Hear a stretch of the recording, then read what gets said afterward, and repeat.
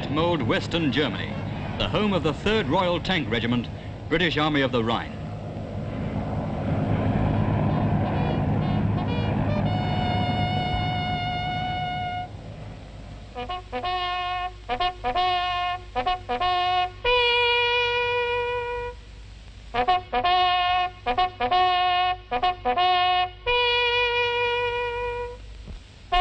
When Reveille sounds, the 55,000 men in BAOR know it's time to get up, have breakfast, and get ready for a day's training. To keep an army at a peak of keenness and efficiency in peacetime, training must be interesting and realistic. A squadron leader, Captain Farmer, briefs his tank commanders on a day's exercise. A strong armored enemy faces their squadron, which is concealed on the left of a wood. After the briefing, Captain Farmer inspects his squadron. They won't look so smart when they've been staggering over the countryside all day. One of his tank commanders is Sergeant Gordon Amos from Northampton, who joined the regiment in 1948. These are Conquerors and Centurions. A Centurion weighs about 50 tons, and you can reckon a tank costs £1,000 a ton. So if you're praying one of these babies, you've really dropped a clanger. Jip is the squadron dog. He's never yet missed an exercise. The training ground is some distance away from the camp, and the tanks roll through German villages and past farms.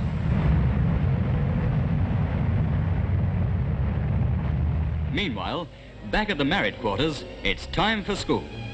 Sergeant Amos's wife, Mary, sees their 2 eldest children onto the school bus. Anne, aged 6, and Alan, 5.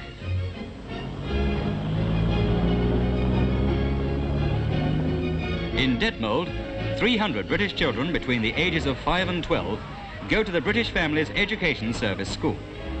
There's a certain excitement about going to school in another country, but the lessons are just the same here as they are at home. And for 5-year-old Anne Amos, adding 10 to 3 is an enormous problem.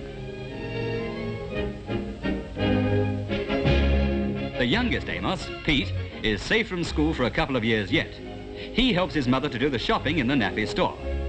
You can buy almost anything here, from a cuckoo clock to a bicycle. When I was in the army, the nappy shop was never like this.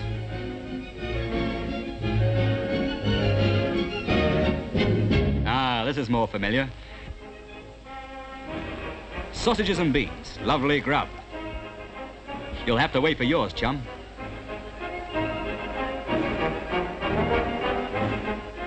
But now it's time for action.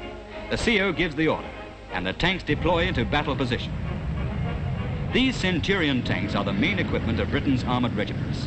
They have a crew of 4, a commander, a driver, a gunner, and a loader operator. They can climb a 35-degree slope, or up a 3-foot step, or over an 11-foot ditch. You can't see much from inside a tank, so the commander keeps his head out as long as possible.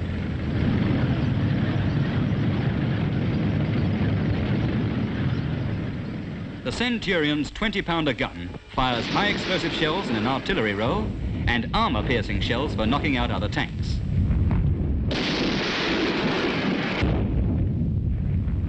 A few trees are no obstacle to a Centurion.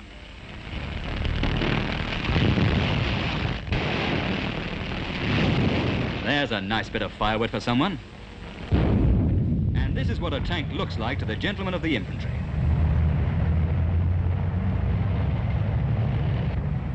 The exercise over, a more peaceful use of the gun is Operation Apple Tree. But you've got to be fit to win this race.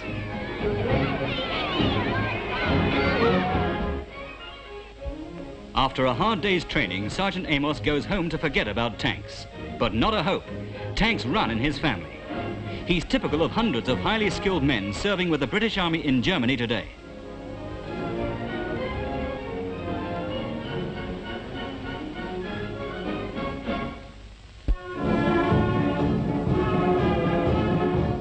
Saturday morning and the RSM's parade. The drum major of the Volunteer Regimental Corps of Drums is Sergeant Amos, a very busy man. The parade over, there's time for a drink in the sergeant's mess before lunch. What do they talk about? About the cost of keeping British forces in Germany? A matter of £130 million a year? Don't you believe it. Charlie's more interested in seeing he gets his treble 20. And now for lunch. This, believe it or not, is an army cookhouse, and not for an officer's mess either.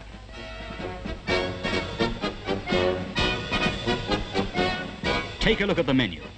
Roast beef and Yorkshire fritters, roast pork and apple sauce, grilled pork cutlets, curried beef and rice, fried fish and chips, braised steaks, brown stew and dumplings, duchess, roast and boiled potatoes, French beans and cauliflower.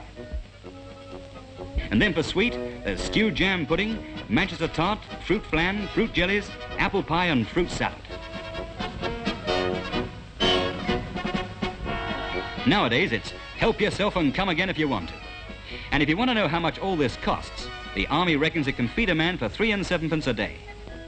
But don't expect your wife to do it as cheaply as that. The Army can buy in bulk, and she can't. And the Army ration allowance for a man eating at home is 6 and 11 a day. Sergeant Amos has Saturday afternoon off, and he and his family visit the famous Eagle Lodge at nearby Berlebeck. For years, Herr Depper has kept eagles and vultures here, perched out in the open air. This eagle is called Sasha.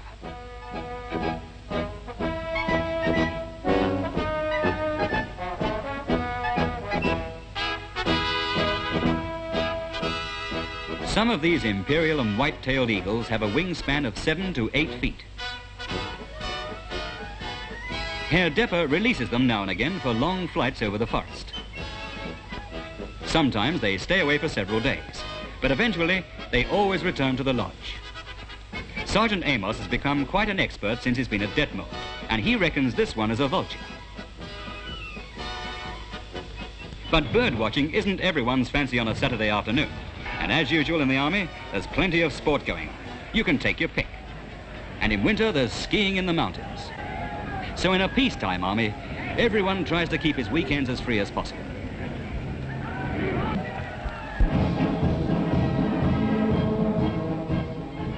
When the European War ended in 1945, Britain had 28 regiments of the Royal Tank Regiment in Europe.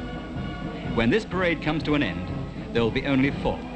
This is the amalgamation parade of the 3rd Royal Tank Regiment and the 6th. The parade is inspected by Lieutenant General Sir Harold Pyman, Colonel Commandant of the regiment, who commanded the 3rd at El Alamein.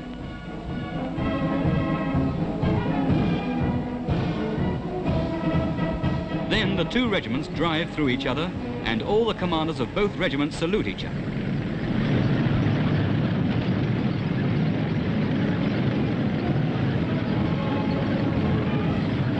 The flags of the 3rd and the 6th are lowered.